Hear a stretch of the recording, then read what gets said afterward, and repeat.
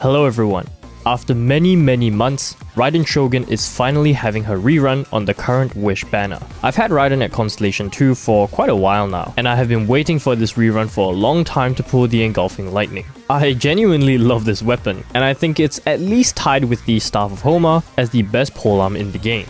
However, as great as this weapon is, I simply cannot recommend free-to-play players or even low spenders to pull for this weapon. Of course, this is me speaking from a pull value and meta perspective, and if you wish to pull for the weapon simply because it looks cool or whatever, then please by all means do so. I will say, however, that the current weapons banner is incredibly good, as the Engulfing Lightning is basically an S tier weapon, while the Haran is an overall decent weapon on a lot of sword characters. For this video, I will mainly be covering the Engulfing Lightning's value from the perspective of a Raiden Shogun player. I will touch on this weapon's versatility on other characters later, but for now, let's go over the basics.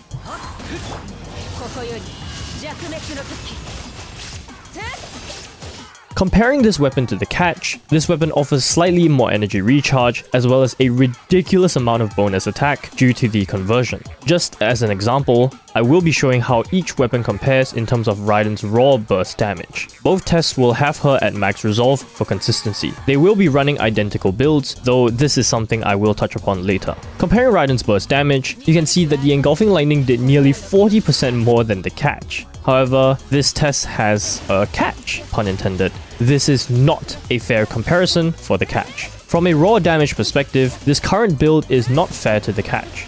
With Skyward Spine and the catch, stacking too much energy recharge is going to have massive diminishing returns for DPS, whereas the Engulfing Lightning converts energy recharge into attack, making it actually worth building. Additionally, the bonus crit rate from the catch makes building a little bit easier. Taking all of these into account, I will use a readjusted build for the catch, which has less crit rate and also uses an attack percent sans instead of an energy recharge one. Looking at the results now, you can see that the damage difference is much smaller, with Engulfing Lightning only pulling ahead by around 14% this time. When put in a full team scenario alongside Kazuha, Bennett, and Sara, you can see that the damage difference is even smaller, with the Engulfing Lightning only dealing about 9% more damage. The DPS gain is fairly small from the catch. Of course, there are a few specific caveats with this more damage-focused catch build. Her energy generation, both for herself and her team, is significantly worse, as evident in the difference in how much energy was gained after Raiden's burst ends. This is actually very important to keep in mind, as not having your burst ready for the next rotation can potentially be a Abyss run ending.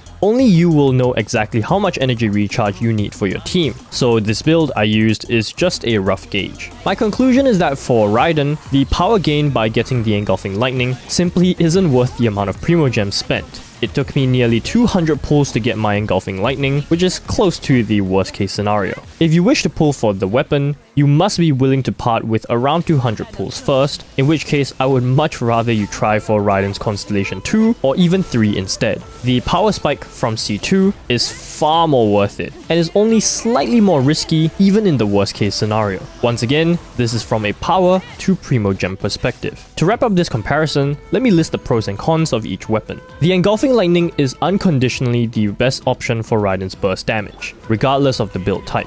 It incentivizes building energy recharge without losing out on damage, which helps herself and her team in terms of both support potential and damage. Even when not considering Raiden, the Engulfing Lightning is still a ridiculously good weapon and very flexible on many multiple characters. Having it also frees up the catch for another character, which can be very valuable, and it also just happens to look super cool on Raiden. For the cons, it takes around 200 wishes to get the weapon if you are fairly unlucky. The damage gain you get isn't super significant when compared to the catch, and Raiden's constellations or other characters to pull for are much more impactful on your account than the weapon.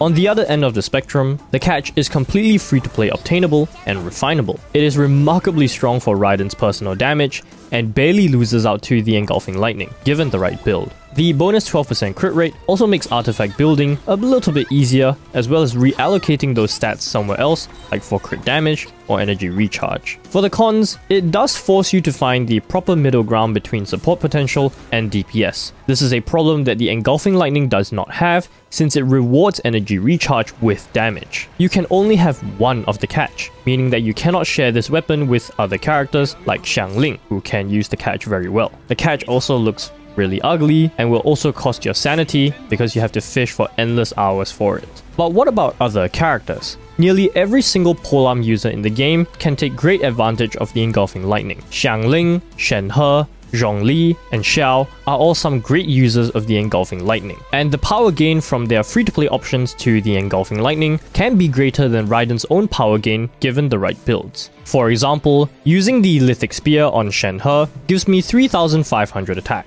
When swapped to the Engulfing Lightning, I retain roughly the same amount of attack, but I gain the ridiculous amounts of energy recharge, which hugely helps Shenhe's burst rotations at Constellation 0.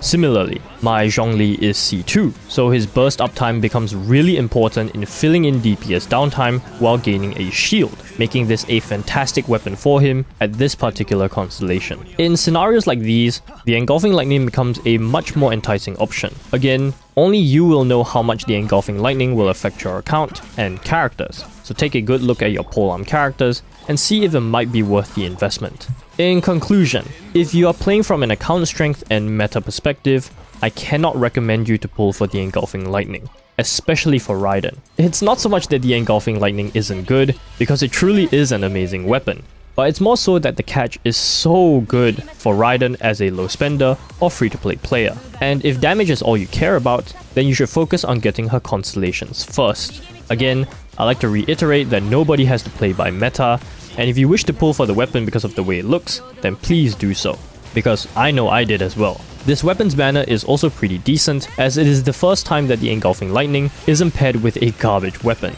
making it more appealing to pull for even as a low spender or free to play. Just be aware of the risk and spend your primo gems carefully. I hope this video has helped your decision in pulling for the Engulfing Lightning. If you enjoyed, I'd appreciate you subscribe and do follow me on Twitch for some occasional Genshin live streams. Thanks for watching, and I'll talk to you guys in the next one. Take care. 剣に誓う陣営のごとく我が剣を影に従え瞬く間に